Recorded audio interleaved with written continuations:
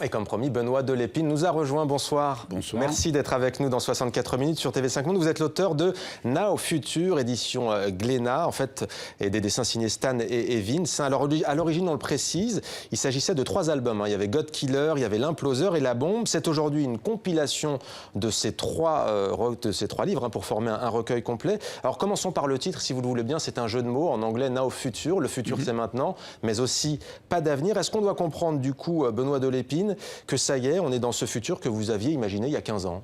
C'est un petit peu pour ça, j'étais très surpris quand l'éditeur Glénat m'a rappelé pour une réédition des albums, c'est qu'ils se sont rendus compte que je m'étais pratiquement, peu trompé sur l'évolution actuelle de notre pauvre monde et qu'on est un peu à mi-parcours, puisque moi les actions se situent en 2040 et que malheureusement on était un petit peu parti vers tout ça, quoi. Alors vous citez 2040 justement, comment vous définiriez ce futur ? Alors, effectivement, par contre, ce que j'ai écrit à l'époque, ça correspondait quand même à des données de l'époque. Et aujourd'hui, j'écrirais peut-être pas forcément la même chose, sauf si je dois faire un film, d'ailleurs j'en ai envie, un film de science-fiction.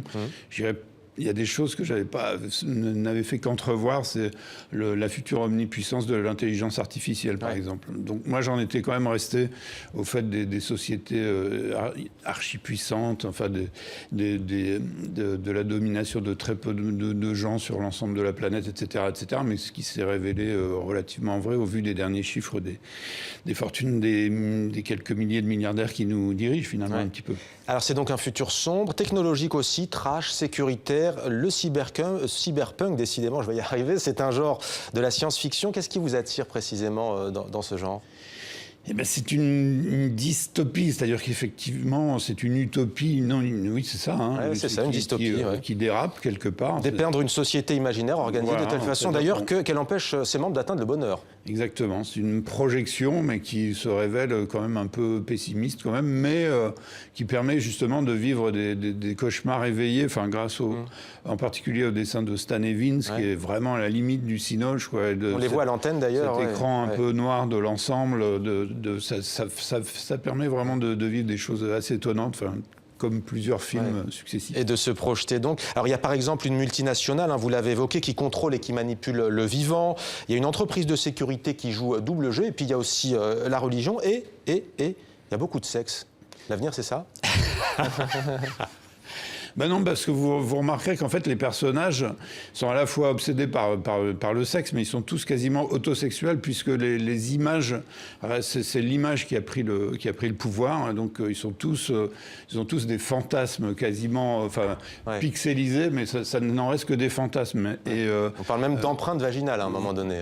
C'est-à-dire qu'à un moment, effectivement, pour réussir à satisfaire les besoins des autosexuels de l'époque, ils en viennent à faire des produits dérivés vivants, c'est-à-dire comme aujourd'hui il y a des produits dérivés de certains films dans les fast-food, non, là c'est carrément la femme en question, l'héroïne du film, qui est dupliquée comme ça par centaines d'exemplaires pour les besoins de personnages quand même un peu pervers, il faut bien le dire.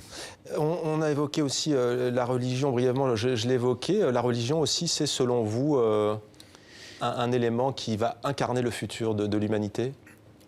Je sais pas. Alors oui, ça peut être. C'est un peu bizarre et paradoxal le fait du retour de la religion, mais je sais pas. Là, je suis en train de me demander personnellement s'il s'agit pas de.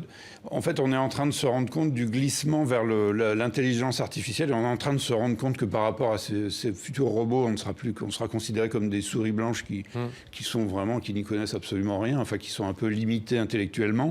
Et peut-être que ce retour aux religions, c'est ça. C'est peut-être l'humain qui commence à avoir peur de sa propre création et qui se réfugie vers d'anciennes valeurs, je pense. Vous avez fait l'éloge tout à l'heure des dessins de Stan et Vince à juste titre. Quelques mots justement sur ces artistes. Il y a des références à la peinture, notamment.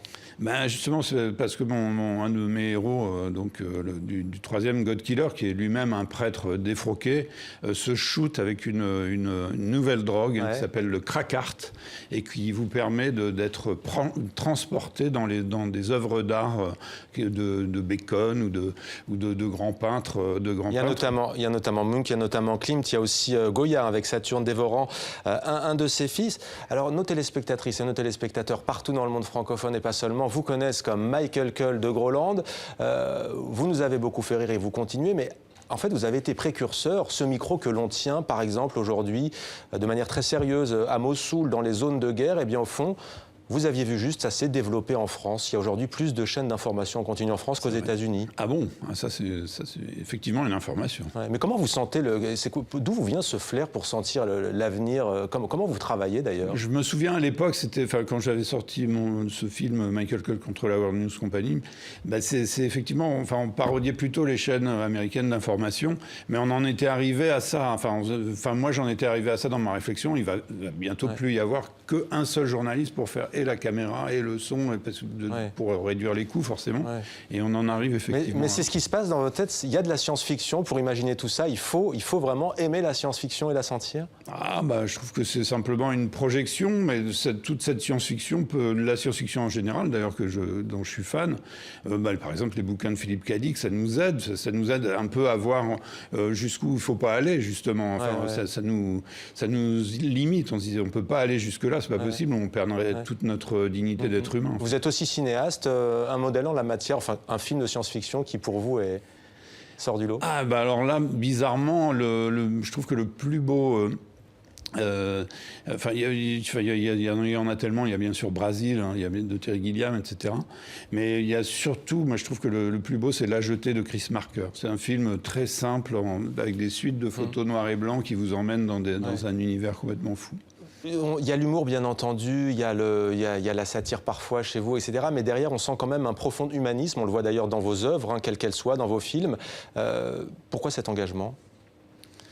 Justement, c'est peut-être moi aussi et mon comparse Gustave Kervern, ainsi que Moustique, etc. Peut-être que nous-mêmes, on se dit il faut se défendre contre ce qui nous pend au nez et réussir à montrer que le plus important, c'est ça, c'est cette humanité, c'est même peut-être parfois l'erreur. Merci beaucoup Benoît Delépine avec Stan et Vince. Donc Now Future, c'est aux éditions Glénat. Merci beaucoup d'être venu sur ce plateau, c'est un réel plaisir. Merci Benoît Delépine.